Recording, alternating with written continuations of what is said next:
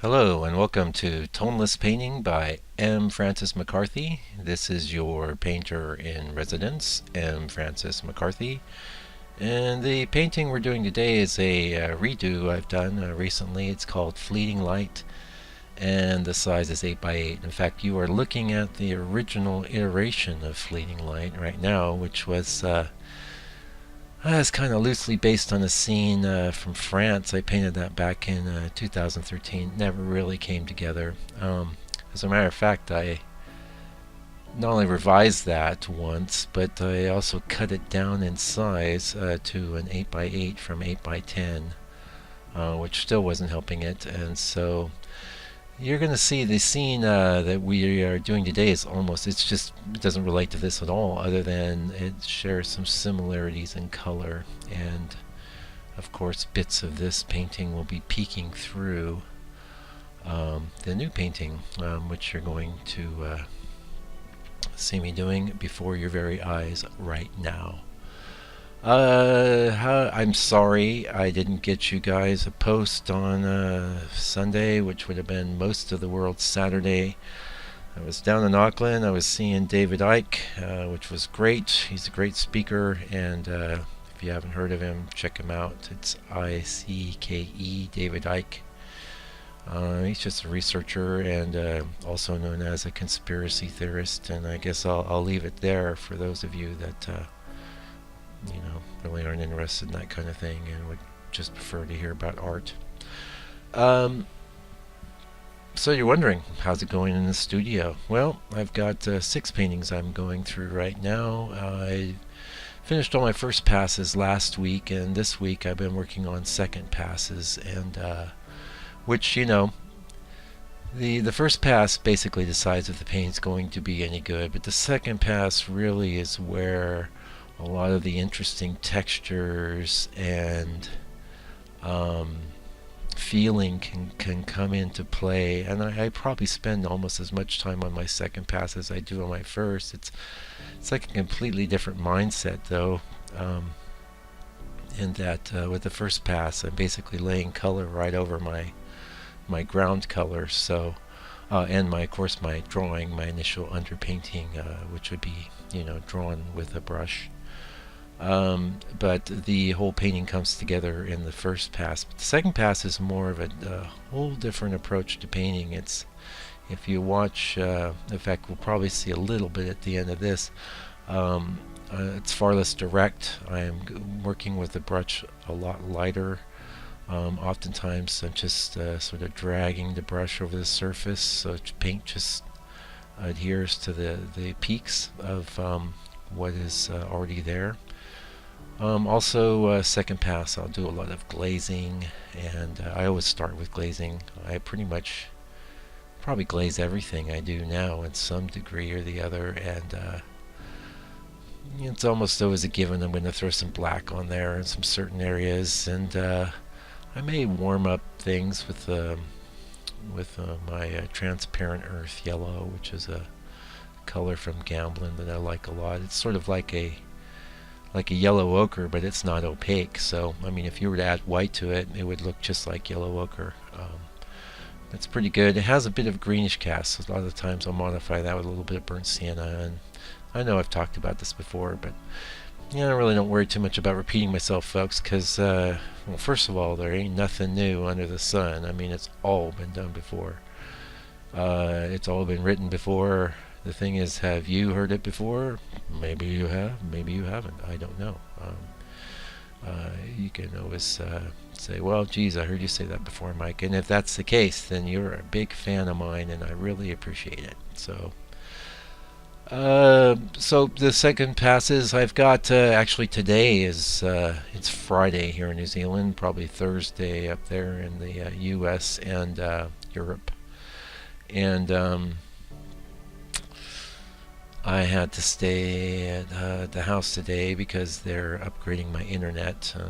So fortunately the process is not yet complete, but when it's done I'll have fiber, which should be, I'm told, 5 times faster than what I have now. That sounds pretty sweet, and hopefully it will be sweet, and it'll be nice and fast. And actually, it'd be great for things like uploading videos and things. And who knows? I mean, I might. Well, I don't know. One of the reasons I keep these videos short, 10 minutes, is because I'm just talking off the top of my head. For me, this particular video we're looking at today is probably sped up. It's sped up at least 6 or 7 times faster than I painted it. I pretty much dial in all of these videos at around 10 minutes, and the reason for that is because I'm just talking off the top of my head, and to do that for 20 minutes, wow, I'd have to have some notes or something prepared at that point.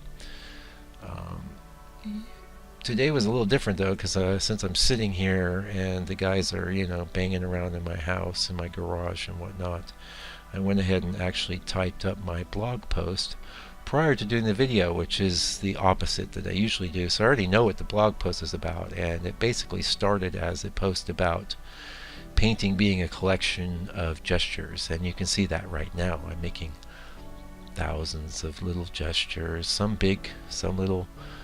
They're all gestures. They're all being captured by the video process, which is something, of course, we don't have the advantage of seeing how the masters painted, because they didn't have video back then, but I do, and I use it to pretty much capture every painting I do. I'm kind of obsessive about it, actually. Anyway, my blog post started being about gestures and kind of devolved into a rant about modern art again.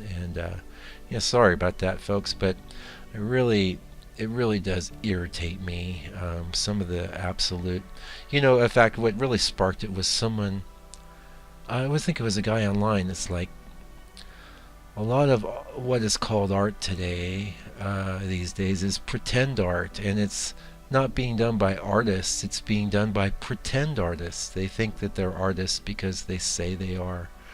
They don't put any time or practice into their craft. They don't. In fact, the word craft is a bad word. Everything they do is supposed to be divinely inspired by the universe, and what you really tend to see is a lot of repetition, a lot of stealing, and a lot of vague concepts that, without some sort of explanation, people would just walk by and just go, "Well, that's ugly," That's not what I'm into at all, and it really irritates me when I hear about this stuff going for big bucks. As a matter of fact, I get emails from a site called Artsy, and one of the reasons that Artsy has my email is that they have some awesome like photographs and little bios of tonalists there, but they're also involved with the modern art market, and every now and again they say, "Come on down and look at this. Here's some new landscape artists, the modern landscape." I'm like, "Oh, cool. Maybe it'd be somebody doing something nice." And what do I see? It's like a guy doing things that are like crossword puzzles, and another guy is doing this like collage. It's all ugly. It's all meaningless, and I feel like I'm burned for clicking on the link in the email. It's like, Artsy, you burned me, man. You burned me. Why are you wasting my time with this art? Who is getting off on this stuff? I can't believe anyone is. I don't even know why it exists. And the thing is like somebody at some point thought, well, geez, I can just do any old crap I want to do. I know I'm ranting again, folks. Sorry. But hey, we got 10 minutes to fill up, so I can do any old crap. And hey, it's art. It's not just art. If I can find somebody who's in the art establishment that'll run it up the flagpole and also call it art, maybe we can get some of these rich people with more dollars than cents to buy it.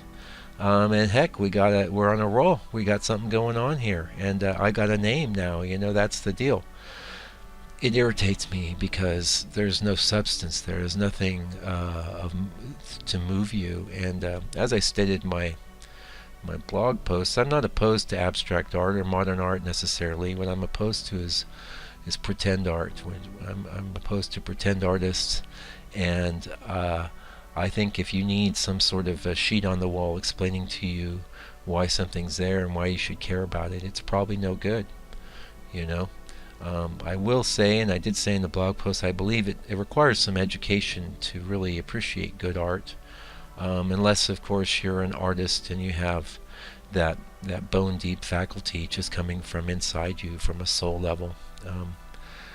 For the rest of us, it takes a bit of education, and some people step up and do get that education. And for those of you that do, thank you so much.